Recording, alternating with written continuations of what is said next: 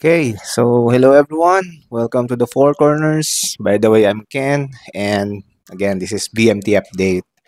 So right now, kung mapapansin nyo, so nandito tayo sa ibang background and ibang environment compared to sa mga last vlog natin. So nandito ako ngayon sa bahay namin sa Cavite. So umuwi muna ako dito kasi syempre, tagal ko na din ako uwi. Siguro since nung nag-BMT ako, since na-confine ako nung November, hindi pa ako nakauwi ulit dito sa Cavite. And hindi ko pa nakikita ulit yung mga aso ko. And yun, umuwi muna ako. Kahit ngayon lang, siguro isang araw pa lang, mga 2 araw siguro. Para lang makita kung kamusta na yung bahay. And syempre, kamusta na dito sa amin. And syempre, para makita yung mga aso. Sobrang relaxing lang talaga pag nandito ka sa sarili mong bahay compared kapag alam mo yon, nasa hotel or nasa condo ka na syempre nag-umupa nga tayo ng condo para malapit tayo sa NKTI, sa hospital, since every other day yung check-up natin. So ngayon weekend kasi, so parang may 2 days tayo na before tayo bumalik sa hospital.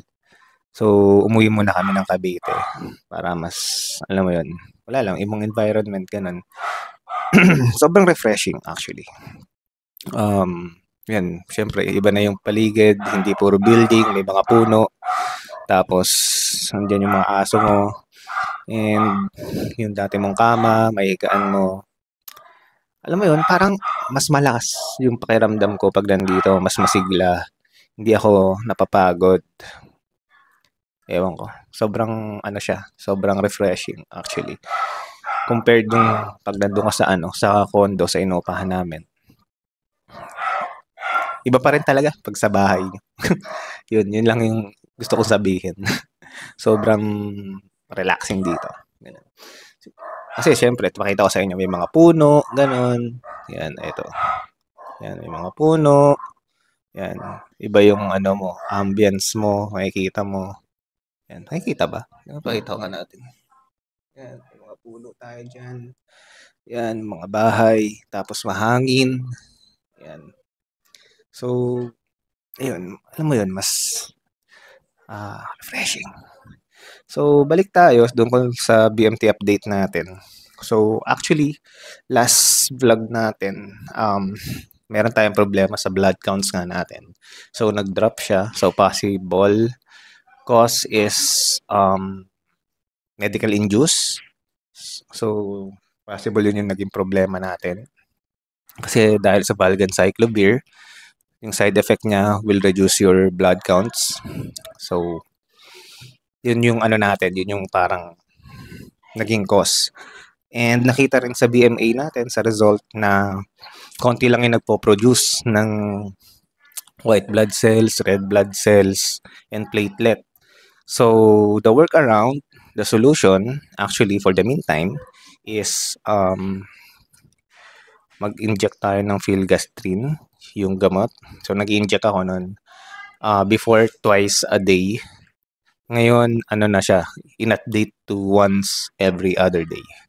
So, kasi ang naging result nung present labs natin is tumaas naman yung WBC natin. Not to the point na nag-spike up siya talaga. Pero, nasa mga 2 point something na siya, siguro mga 2.2, 2.5, gano'n, around. So, medyo stabilize na siya. Nag-stable na siya.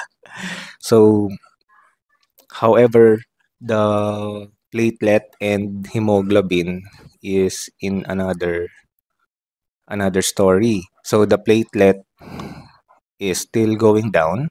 So, recently, I need to have a platelet transfusion. So, siguro naka-island units na ako. Twice na yun eh. 2 beses na akong nag-transfusion. First is 6 units. And yung latest is 4 units lang. And meron pa nangyari nun. During the transfusion, nung unang transfusion ko ng platelet, nagkaroon ako ng reaction. So, ang nangyari sa akin, Ewan ko, alam ko may picture pa ako nun, post lang. Lagay ko na lang dito sa video. Namaga yung mata ko. So, para ako naging girat, naging ganyan ako. Tapos namamaga yung mata ko. Tapos, nagkaroon ako nagkaroon ako dito ng rashes. Yan, sa buong kamay ko. Sa binte, saka sa tuhod. So, hindi pa ako makauwi. Ang problema nun kasi nagkaroon ako ng mga ibang medication bago ko nakauwi nun. So, meron naman akong pre-meds nun, Difen saka paracetamol. However, talagang naging malakas yung reaction nung transfusion sa akin. Siguro yun yung pang 6 na units na kasi. So, so 6 na units ng platelet yun. Iba-ibang tao yun, ibig sabihin, yung kinuhanan ng platelet na yun. So, yung pang-6 na sinasalin sa akin, doon nagka-problema, doon ako nagkaroon ng reaction. So, mararamdaman mo yun sa katawan mo eh. So, kung kunwari, tina-transfusion kayo ng it's either blood or platelet. So, merong mga ganong adverse reaction yung katawan nyo, possible kasi syempre, foreign body pa rin yun sa ibang tao kinuha tapos ita-transfuse sa inyo. So, possible magkaroon talaga kayo ng reaction. So, binabantayan din yun. So, in my experience, yun na ata yung pinakamalalang reaction ko sa transfusion kasi namaga yung mata ko. Tapos nagkaroon ako ng rashes sa buong katawan kasi before ang nangyayari lang rashes lang eh. Pero ngayon namaga yung mata ko tapos may mga nagsukolin yung mata ko, may mga pamamaga sa tuhod. So ganun.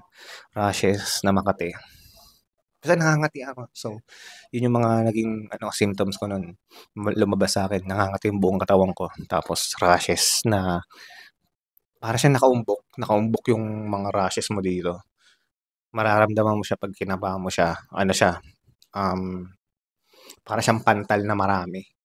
Tapos dikit-dikit. Ganun. Sa mata mo naman, namaga yung mata ko. Yung pilik mata. So, para kang kirat. Parang kinagat ng ipis. Ganun.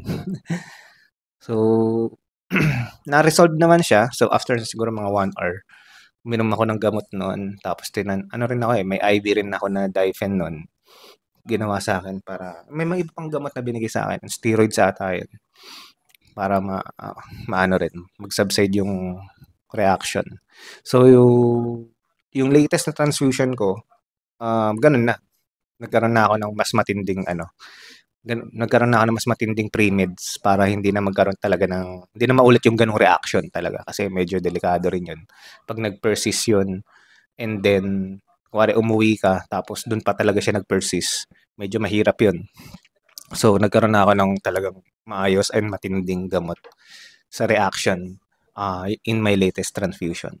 So kung kunwari kayo, ita-transfuse kayo, so be mindful na lang sa mga ganong side effects. And then, yun yung mga nangyari. Since ngayon, mababa pa rin yung blood counts ko. Yung WBC ko, tumaas na. Pero yung platelet and hemoglobin, medyo nagkakaroon pa siya ng reaction. So, ang paliwanag sa akin yan, dahil sa filgastrin, yung work kasi ng filgastrin, i-stimulate niya yung bone marrow natin to produce white blood cells. However, nagkakaroon naman ng effect yun, ng negative effect sa platelet mo and hemoglobin. So, hindi naman sila makapag-produce ng white blood, ng platelet and hemoglobin. So, ang nangyari, to resolve is, naging every other day na lang yung filgastrin sa akin, ng pagturok sa akin. And then, continuous pa rin yung gamot natin na pampataas ng platelet. Tapos, may ini-inject din sa akin na, kalimutan ko yun, pampataas naman ng red blood cells yun. So, ganun. Ganun muna yung routine natin. Ewan ko kung nabanggit ko na sa last vlog kung about sa CMV ko. So, yun nga, medyo nag-resolve kasi yung CMV natin. So, ngayon, hindi muna tayo magbabalgan. So, ngayon, hindi pa natin nagiging problema ulit yung CMV. Pero, sa susunod na laboratory, makikita natin kung talagang wala pa rin siya. Kung hindi pa rin magiging present si CMV. So, hopefully, si CMV hindi pa rin siya magiging present. Para ang magiging problema lang talaga natin is i-resolve yung platelet and white blood cells. Ay, actually, medyo mahirap yung sa platelet kasi mahirap kasi yung ano yung mahirap yung process kapag ita-transfusion ka ng platelet sa NKTI. Medyo matagal i-produce yung platelet mismo. And yun nga, medyo ano pa yung sa akin, AB pa yung blood type ko. So, medyo mahirap siyang kunin. At the same time, matagal yung proseso. So, yun yung nagiging problema, isa sa mga nagiging problema. So, medyo, as much as possible, ayoko talaga nagtatransfuse outpatient kasi ang hirap. Madami silang tinatransfuse na mga pasyente doon. So, as much as possible, sana ayoko matransfuse and ma-resolve na talaga to as soon as possible. Yun. Anong day na ba tayo? Actually, hindi ko na ano kung pang ilang day na natin ngayon. So, ngayon is January 25. So, ano ba tayo? 12 plus 30, 42. 12 plus 30, 42 plus 1, 43. 43 plus 20, 63. 63 plus 5, 68. So, day 68 na tayo. Day 68. And right now, meron pa rin mga hiccups. So, may mga problema pa rin. Pero, ngayon medyo manageable. Actually. So, tuloy-tuloy lang tayo. Tuloy-tuloy lang yung journey talaga natin. So, ngayon, ang kailangan talaga natin ma-resolve yung blood counts natin. And before siguro, no, gusto ko rin kayong i-update. Baka iniisip ko kasi magkaroon ng parang interview session sa mga ibang pasyente. So, binabalak kong tanungin sila kung okay lang ba sa kanila magpa-interview about sa experience nila. Kasi, ngayon, meron akong, syempre may mga nakikilala rin ako na katulad ng case ko. May nakakikilala rin ako na iba naman na mga leukemia patients din. Tapos, mga na bone marrow transplant na rin sila. And mga iba't iba yung experience namin. Iba't iba yung mga pinagdaanan. And I wanted sana na interviewin sila, tanungin sila kung okay lang bang interviewin sila, tanungin sila for a few questions, kung ano ba yung mga experience nila, ano ba yung naging parang driving force nila to go through the BMT or the transplants itself. Siyempre, hindi rin madali yun. Kasi after transplant, meron pang tinatawag na post transplant, which is yung recovery stage. And then, yun kasi yung pinakamahirap, which is nandun tayo sa stage na yun ngayon. And sama-sama kami na mga nandun sa stage na yun. And iba-iba yung experience namin. Iba-iba yung mga pinagdadaanan namin. Iba-iba yung mga nararamdaman naming reactions and symptoms. So, possible marami silang pwedeng i-share sa inyo. Marami silang pwedeng sabihin. And marami din silang pwedeng motivation and stories na to tell para ma-inspired kayo na alam mo yon, kung meron man kayong pinagdadaanan. Hindi lang naman to dahil lang may cancer ka, kung may cancer ka o wala. Alam mo yon, you can apply kasi yung yung mga pinagdaanan nila sa alam mo yun, pwedeng pinagdadaanan mo din. But in other situation naman, hindi cancer. So it's in either other issues in your life. Hindi lang naman cancer yung problema, di ba? So marami tayong problema and pwede nating ma-apply yung mga alam mo yun, yung mga pinagdaanan nila sa sarili natin to be a better person and to, get through those issues, problems, alam mo yun, problema sa buhay. So, I believe marami silang masishare, marami silang, alam mo yun, masasabi sa atin and makukwento. So, I'm really excited to that. Sana pumayag sila. Sana may pumayag na magpa-interview. So, meron na akong kinausap na isa and sabi niya, okay lang daw magpa-interview. So, kaso yun nga sana magsabay ulit kami. Sana makita ko ulit siya sa NKTI. And 'pag nagkaroon ako ng chance, yun, I will grab the opportunity to ask him or her questions about his experience, his, driving force, and yung ano yung puwede niyang i-share sa atin para as a patient, as a leukemia survivor. So, ang dami dun guys, ang dami dun. Meron dun mga two-time survivor na nag-relapse and then lumaban ulit. Meron dun mga nag-relapse na tapos parang ayaw na nilang ituloy pero merong nag-push sa kanila para ituloy. So, alam niyo 'yun. So, may mga gano'n tayong mga senaryo na mga tao na parang ayoko ng dagdahanan 'to ulit. Alam mo 'yun, tapos pero at the end of the day pinagdaanan pa rin nila, they push and ngayon hindi hanggang ngayon okey sila. Ngayon nasa recovery stage na pa rin sila. Ayan. Gusto ko rin kasi may mga alam niyo guys, meron din kasing mga ibang tao na natatakot pagdaanan yung, BMT, magpa-transplant kasi hindi nila talaga alam kung ano yung mga puwedeng mangyari sa kanila and siyempre may risk naman talaga and siguro baka makatulong 'to sa kanila 'no, baka makatulong 'to sa kanila para makapag-decide kung magta-transplant ba sila or hindi. So yun. So yun yung pinaka-goal natin dito kung bakit natin gustong gawin yung series ng interviews sa mga other patients. Para matulungan sila mag-decide kung magpapa-transplant ba sila or chemotherapy na lang talaga yung gagawin nila. Because as you guys know, meron din mga storya na nagpa-chemotherapy lang talaga sila and then hindi na bumalik yung sakit nila. So for how many years siguro meron akong nakilala mga 15 years. Ganun na 15 years na siya. Chemotherapy lang yung ginawa nila and then AML patient tapos hindi na sila nagpa-transplant. So iba-iba talaga yung case, iba-iba yung istorya. So sana magkaroon tayo ng chance, sana mapagbigyan tayo ng opportunity to interview them. Sana pumayag sila. So ita-try natin 'yan, guys. So paabangan niyo 'yan. So kasi last time 'di ba in-interview natin si EJ. So ano yung experience niya, ano yung mga pinagdaanan niya. Sobrang ganda ng usapan namin. Sobrang dami kong natutunan sa kanya.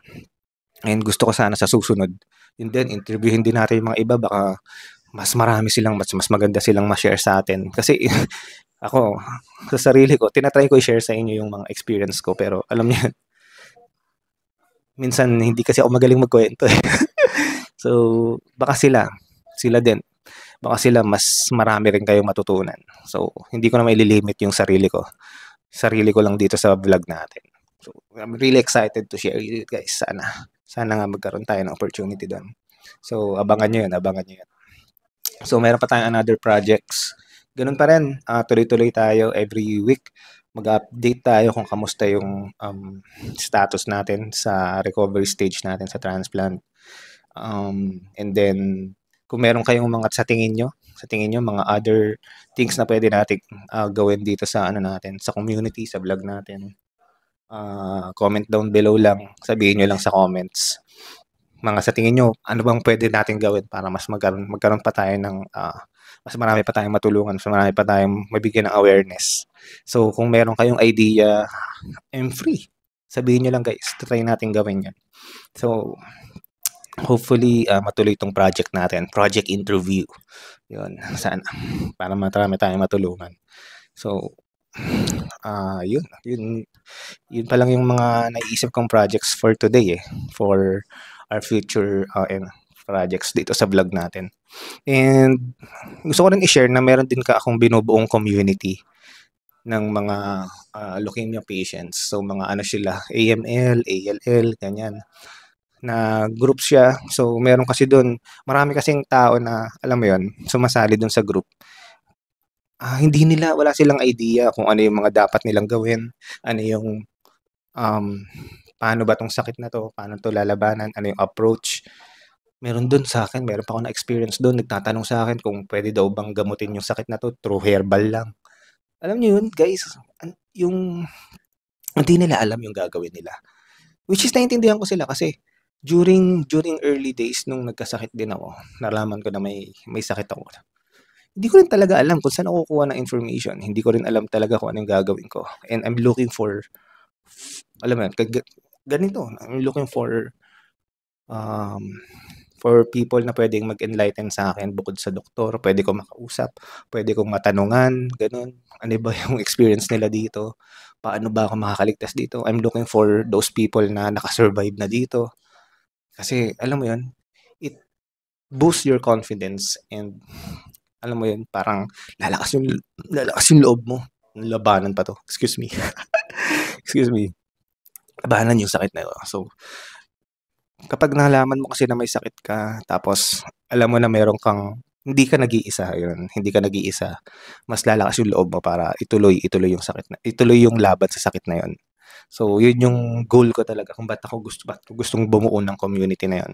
So, sa community na yun, ano lang naman siya, sa Messenger lang naman, group chat siya. So, mga tao sila na yun nga may sakit, puwedeng kamag-anak din nila yung sumasali dun madalas kasi siyempre yung patient mismo hindi nakakapag, update, hindi nakakapagtanong. So, yun yung community na yun is puwede ka dun magtanong, ayan, may mga sumasagot dun, puwede ka dun, mag-update, puwede ka dun mag-share kung ano yung experience mo, gano'n. Actually, it's just a support group para sa mga taong katulad natin, katulad ko. Ah, kung may sakit ka gano'n, leukemia ganyan, cancer. So yun yung group na binubuo ko. So, ngayon meron kami siguro mga 39 members kami dun. Minsan minsan maingay, 'pag may nagtanong na isa sunod-sunod na, marami na silang sumasagot. So which is I'm very happy kasi yun talaga yung goal ko kung ba't ko binuo yung group na yun is para makatulong sa mga taong bagong, diagnose lang ng sakit na yun and then they are lost in the dark and gusto nilang magkaroon ng information about sa sakit na 'to and para matulungan din sila kung paano ma-survive yung sakit na 'to. So, kung kayo sa tingin niyo, may mai-she-share kayo, may kamag-anak kayo na may leukemia, may sakit, AML, ALL, ganyan. Kasi yun yung mostly na meron kami dun sa group na yun. So, other type of leukemia kasi, baka 'pag sumali kayo ngayon baka hindi ko kayo wala masyadong makasagot ng ano sa inyo. Pero yun kasi yung mga mostly ng mga nandun sa group, AML and ALL pa lang. So, kung meron kayong kamag-anak, meron kayong kakilala, yan comment down lang. I-share ko sa inyo kung paano, i-share ko sa inyo yung link para makasali kayo dun sa group chat namin, sa community na yan, ha? So, I think yun sa akin, yun lang muna sa akin. So, to run down lang, no? To run down lang yung lahat ng pinag-usapan natin. Yung update sa sa accounts ko. So, ongoing pa rin yung medication natin sa filgrastim. Pero nabukasan na yung frequency. So, every other day na lang siya. Yung WBC natin medyo nag-stabilize. However, yung platelet natin is going down pa rin, mababa pa rin. So, nagkakaroon pa rin tayo ng transfusion ng platelet.